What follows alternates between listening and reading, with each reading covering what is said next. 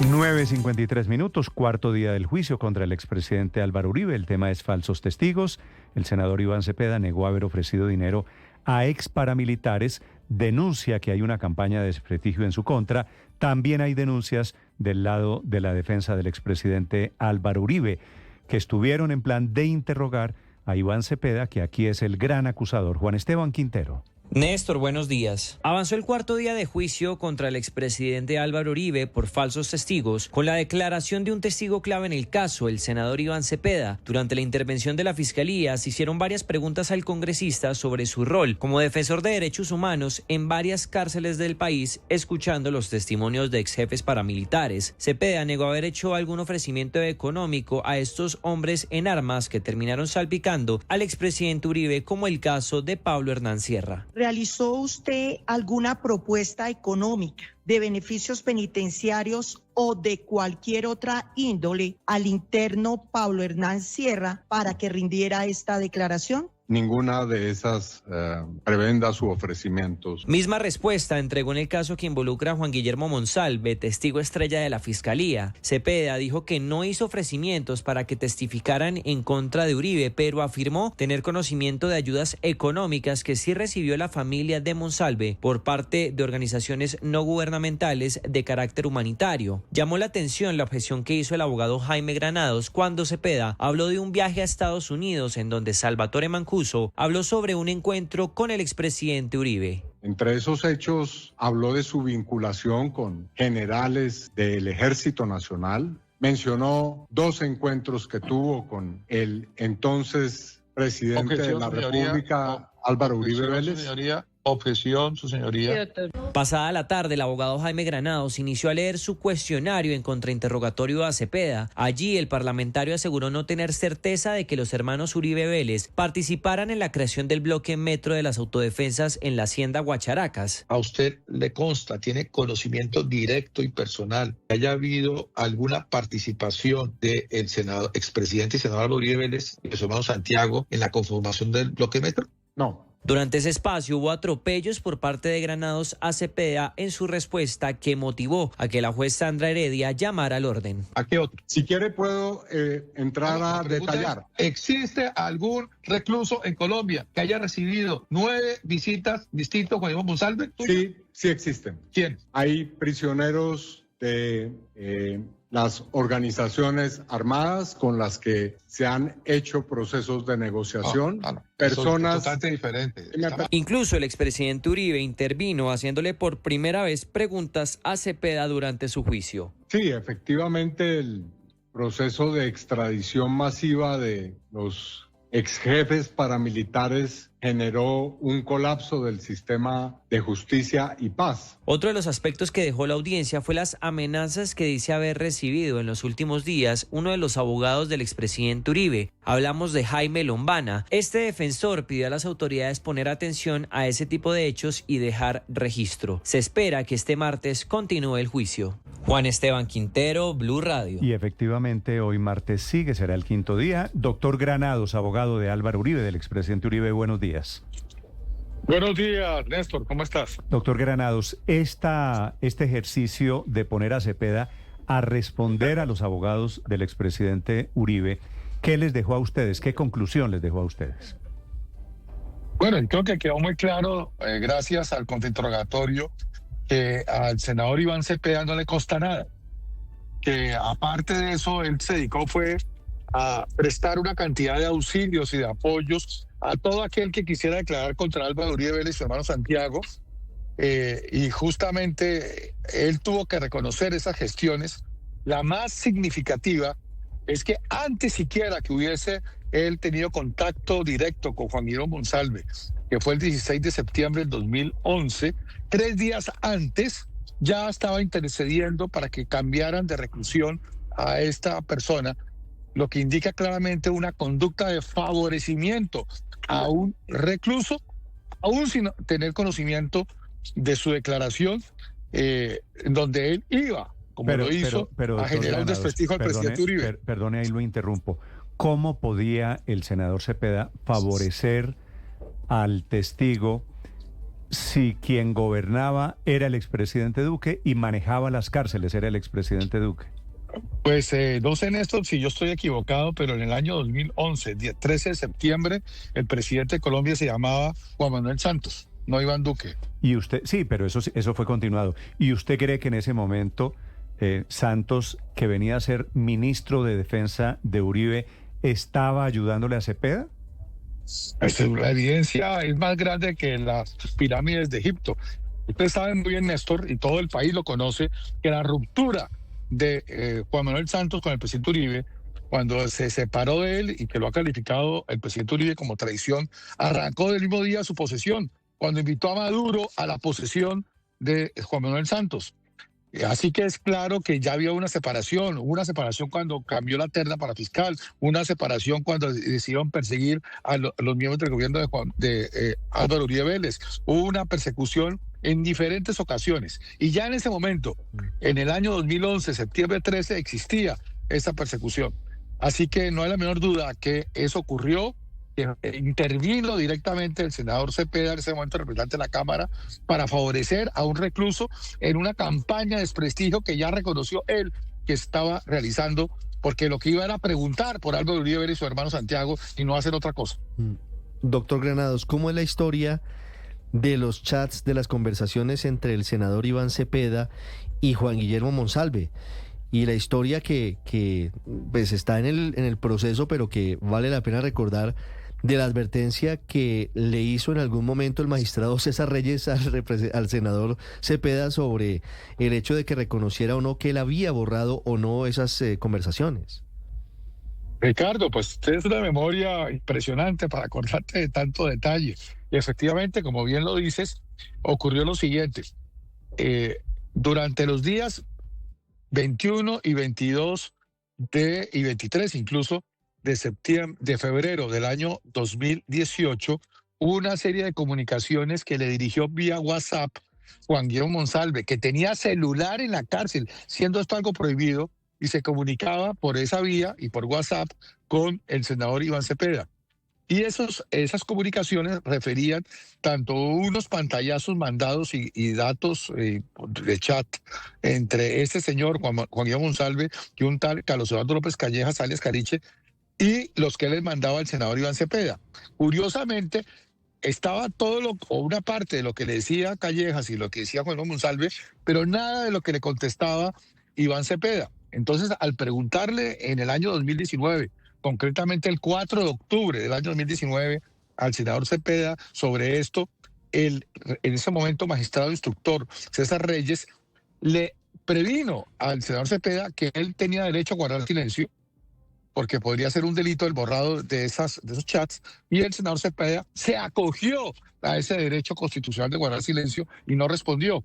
Ahora, cuando yo le interrogo, sí responde y dice que él no borró, sino que él entregó todo lo que era relevante. Sin embargo, no aparece ninguna evidencia de eso que él dice que haber entregado. Y de hecho, y eso hay que decirlo desde ahora, en la audiencia que ayer tuvo lugar, ni una sola de las comunicaciones entre él, que aparezca él, Iván Cepeda, hablando con Juan Guillermo Monsalve, se exhibió ni se hizo referencia. Es decir, no existe. A propósito de esos chats que le pregunta Ricardo, doctor Granados, y usted le dice que tiene buena memoria, es cierto, ¿cómo fue el episodio de los chats y el interrogatorio de quien era en ese momento magistrado de la Corte Suprema? Era Reyes, ¿verdad? Sí, el magistrado instructor que sigue hoy en la sala de instrucción. De hecho, es el nuevo presidente de la sala de instrucción. Que le pregunta al senador Cepeda por esos chats. Así es, Néstor y Ricardo, tal cual como ocurrió. Y es que es muy importante, porque ustedes entenderán, y toda persona que nos escuche lo va a entender, que las comunicaciones no son unilaterales, son bilaterales. Cuando uno le escribe a alguien por un chat, le contesta. Y por lo menos le dice, hola, ¿cómo estás? Sí, claro, con mucho gusto. Ya veré, miremos, lo pensaré, voy a ver qué hago. Algo dirá, pero qué casualidad que en este caso ni una sola de las respuestas de Iván Cepeda a Juan Guillermo Monsalve aparecen entregadas en este juicio. Desaparecieron. Y dice, es que mi celular se dañó, yo lo volví a la corte dañado y no aparece nada.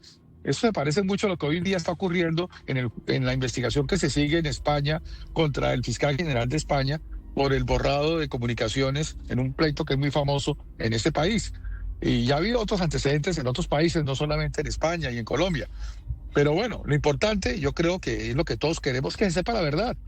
Y creo que ayer avanzamos mucho en ese camino, porque ya el senador Cepeda reconoció que no le consta nada sobre Álvaro Uribe Vélez. Sí, doctor Granados, ¿cómo es el episodio de la Tramacúa? Porque lo vi yo ayer a usted en la audiencia, que por supuesto la vi completa, en el que le insiste en varias oportunidades al senador Cepeda si se metió con el IMPEC, si llamó al IMPEC, si habló con el director del IMPEC. ¿Para dónde iba usted con esa pregunta? Felipe, pues ni más ni menos que tenemos al senador Cepeda intermediando, reconocido por él y reconocido por Juan Guillermo Monsalve, para evitar de que fuera trasladado de la Picota a la cárcel de Valledupar, conocida como la Tramacúa, a este personaje Juan Guillermo Monsalve. Es decir, un senador de la República interviene ante el IMPEC, interviene ante las autoridades penitenciarias para que no trasladen a un recluso a un sitio que es conocido por ser muy difícil, como en la Tramacúa. El propio senador reconoció que era temible ese lugar. Aparte de eso, él ya había reconocido que había intervenido para que trasladaran a Monsalve de Cómbita a La Picota.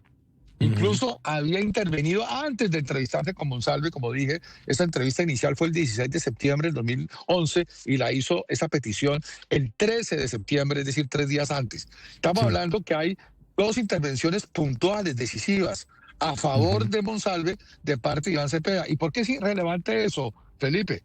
Porque Álvaro Uribe está en juicio, porque supuestamente, alegadamente, sin ninguna prueba, intervino en mejorar las condiciones carcelarias de una exfiscal Hilda Niño, sin ninguna prueba. Y aquí hay 2 pruebas de que intervino Iván Cepeda para mejorar las condiciones carcelarias de Juan Guillermo Monsalve, y este señor está exonerado, y el que está en el banquillo acusado es Álvaro Uribe.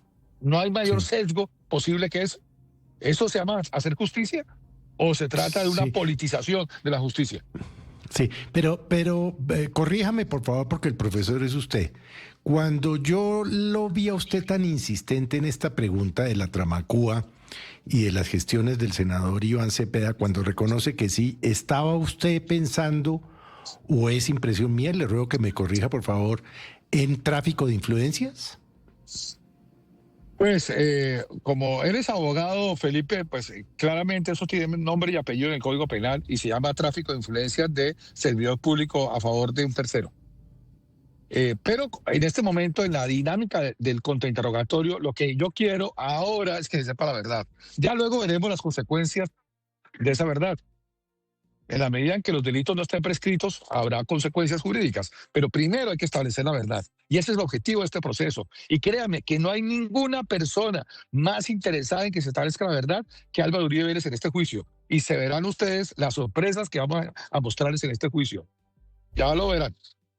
Sí, doctor Granados, después del episodio de ayer, que es el primer testimonio, ¿a qué están jugando ustedes en la defensa? Porque hay acusaciones por parte de algunos integrantes en el proceso de que están apuntándole a la dilación o a la prescripción del proceso que es en octubre de este año. ¿Eso es correcto? Para nada. Quede claro que quienes determinaron que este caso tuviese un acortamiento de la prescripción no fuimos nosotros. Nosotros no apelamos cuando la juez de control de garantías decidió dejar en libertad a Álvaro Uribe Vélez y que él no estuviese imputado. El efecto de esa decisión de la juez en su momento, que recordarán fue por allá en octubre del año 2020, era que el término de prescripción estaba en el año 2030. Es decir, todavía faltan 5 años. Pero Eduardo Montalegre Linier y compañía apelaron esa determinación y pidieron que se considerara que Álvaro Uribe fuera realmente imputado, y esa fue la decisión que tomó el juez de segunda instancia, y eso implicó que se entendiera que la indagatoria equivalía a la imputación, y como la indagatoria fue el 8 de octubre del 2019 y el término de prescripción es a los 6 años de ese momento porque se interrumpe, terminó siendo el 8 de octubre del año 2025. O sea, quien acortó 5 años el término prescriptivo no fue la defensa, fue Montalegre y compañía. No fuimos nosotros. Además, nuestra estrategia del caso está muy clara. Es que se sepa la verdad, con todas las garantías que da un juicio oral, con todo el debate probatorio. Y ayer lo demostramos en la primera prueba de la Fiscalía, que restan 43 testigos adicionales de la Fiscalía, para no hablar de 74 testigos de la defensa. Y créanme que van a ustedes a observar cada uno de esos elementos probatorios cómo va a aflorar la verdad y cómo el interés de Álvaro Uribe Vélez para restablecer su honor y para lograr que se haga justicia es eso. Nadie más interesado que él para que se haga el debate a fondo sobre lo que realmente ocurrió. ¿Y quién realmente es víctima y quién es victimario? ¿Ustedes tienen nuevamente hoy día de audiencia, doctor Granados?